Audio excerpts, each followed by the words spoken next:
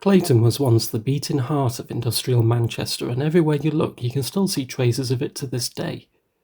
But it wasn't always like this. There's been a house on this site since the year 1100, and Clayton looked very different back then.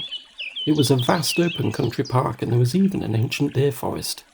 And the Clayton Hall you see today looked very different back then. We know that there was a gatehouse.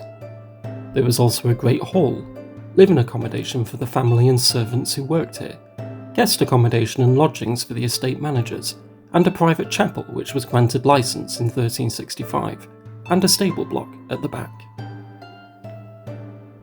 We're not sure why the house became smaller as years went by. We think in the 1700s there was a fire, or the house fell into disrepair and was demolished, leaving the Tudor wing you see today and the new Georgian farmhouse section, which is now our main entrance. The section that you're sitting in right now is the oldest surviving part of the original house, and was likely used for guest accommodation. It had an external staircase from the stable block, and guests would walk along an open-aired corridor into the rooms. If you've ever visited Chester, you can get a feel for what it was like walking along these corridors. The ceiling above you is a new addition. Originally, the ceilings would have been vaulted, and if you look through our glass opening, you can see evidence of this in the form of what looks like a white triangular piece of plaster. This is, in fact, wattle and daub. That's the white bits in between the timbers. And this triangular piece is the sole remaining original wattle and daub in Clayton Hall. It's made up of soil, clay, straw, sand and animal dung. Not pleasant material to work with, and we're told the smell goes away after a few years. Either that or you get used to it. And surrounding the hall is our now empty moat. It was constructed around the year 1350, and it didn't serve as a defence purpose, it was more of a status symbol. It was also handy for a number of reasons. It was fed by a small stream, which was a fresh source of water for the kitchens. You could also keep fish in it as a source of food.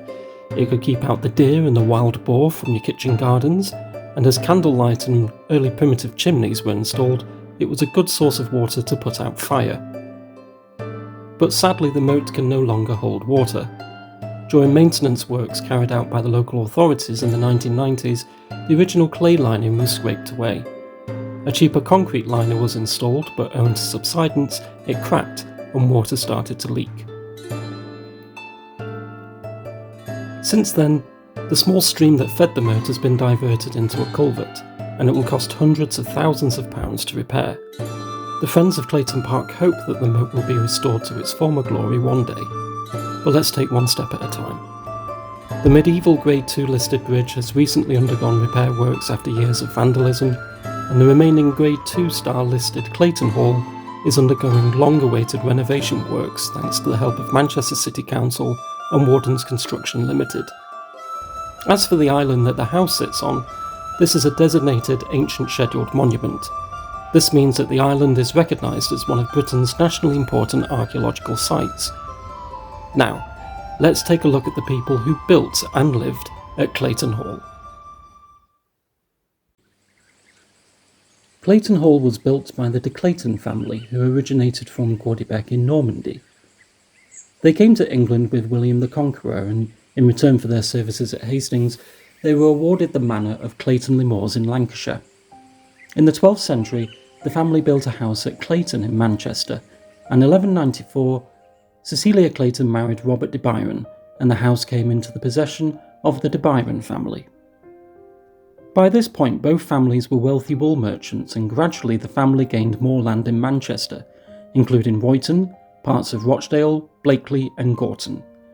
Eventually, the family held land in Nottinghamshire, and the grander-looking Newstead Abbey became the family's main home. We'll take a look at two Byrons of note. This is Sir John Byron, also known as Little Sir John with a great beard, because, as you can see, he did indeed have a great beard. He lived at Clayton Hall until he inherited Newstead Abbey when his father died. He was High Sheriff of Lancashire in 1572 and High Sheriff of Nottinghamshire in 1596, and was so popular in Elizabeth I's court that the character Lord Byrone was based on him in Shakespeare's play Love's Labour's Lost. As we go further down the family tree, we come to the famous poet Lord George Byron, who was one of the major figures in the Romantic movement and is regarded as being amongst the greatest British poets. He lived at Newstead Abbey and didn't have any connection to Clayton Hall, other than it used to be the family seat of his ancestors. When little Sir John passed away, his children found themselves in great debt and were forced to sell Clayton Hall, ending the family's connections with Lancashire. Two brothers, George and Humphrey Chetham, bought Clayton Hall for the sum of £4,200. That's £1.2 million in today's money. Not only did they get the moated manor house, they also got the ancient deer forest, which was cut down and turned into farming, generating extra income for the brothers, and land as far as Droylsden and Valesworth. The Chetham brothers had been successful textile merchants in London. They too were from a wealthy wool merchant family from Crumpsall, and both brothers went to Manchester Grammar School until the age of 17, which is quite a late leaving age for school in those days. After their schooling, they went into apprenticeship making fustian cloth, and afterwards set up a successful business where George lived in London looking after the business side of things, and Humphrey in Lancashire sourcing the fustian cloth from weavers. The modern day equivalent of fustian cloth is probably denim. It's very hard wearing material and would be passed down through generations of family. Even department stores in Australia still call their bedding sections Manchester to this day. But by the 1620s, the textile industry went into recession and George and Humphrey started a property portfolio to put their money into assets. Both of them never married, and their agreement was that whoever survived the other would inherit their share of the business and properties.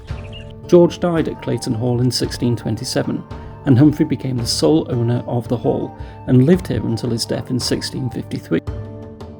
Humphrey's wealth and status caught the attention of King Charles I.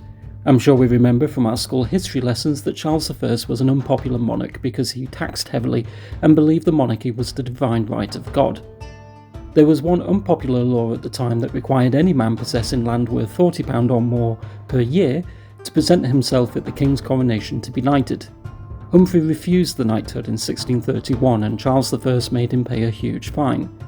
Though there is no detail of the amount that he had to pay, it would have been substantive, and 4 years later Humphrey served as High Sheriff of Lancashire, a job he was required to do by law if the king appointed you, but refused a second term on grounds of infirmity and old age.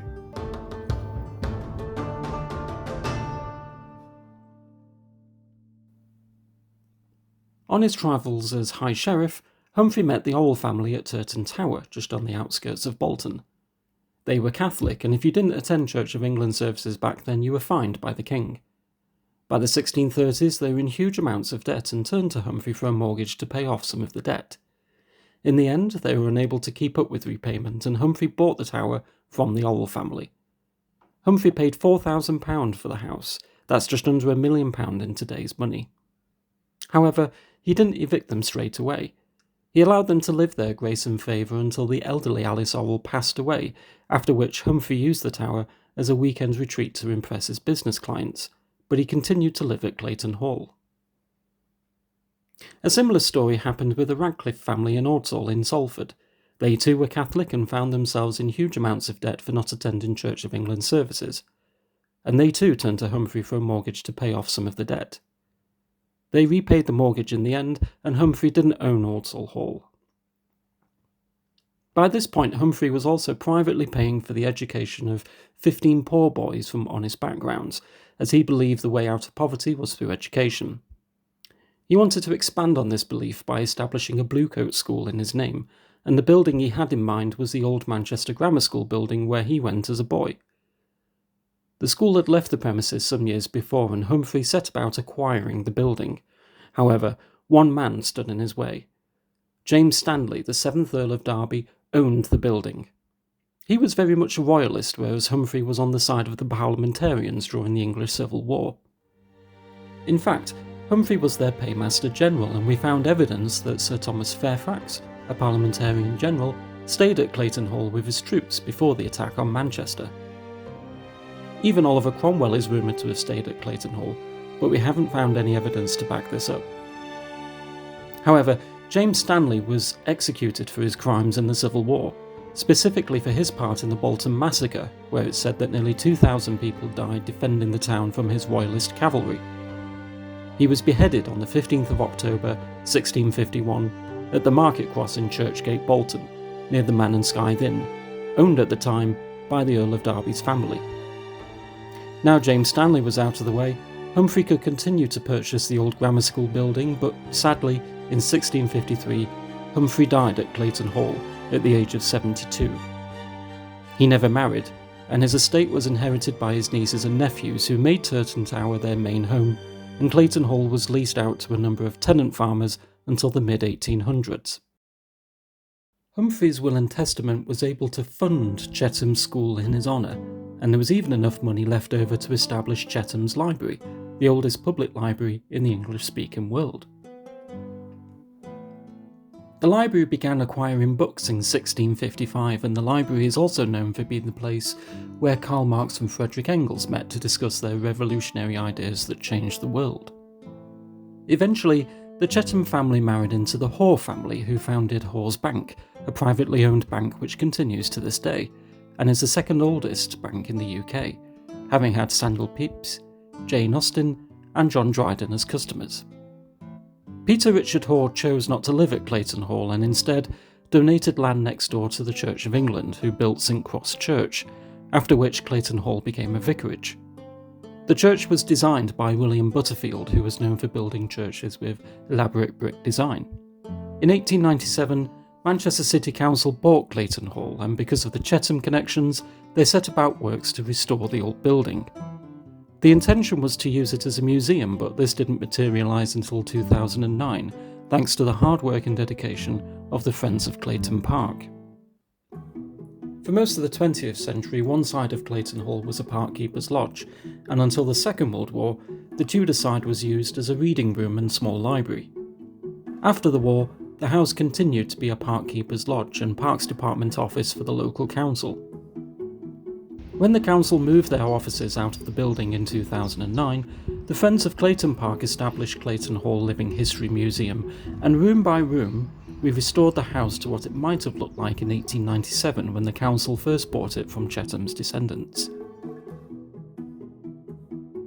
Manchester City Council still own the property, but all profits from the group's activities go to support the maintenance and care of the house.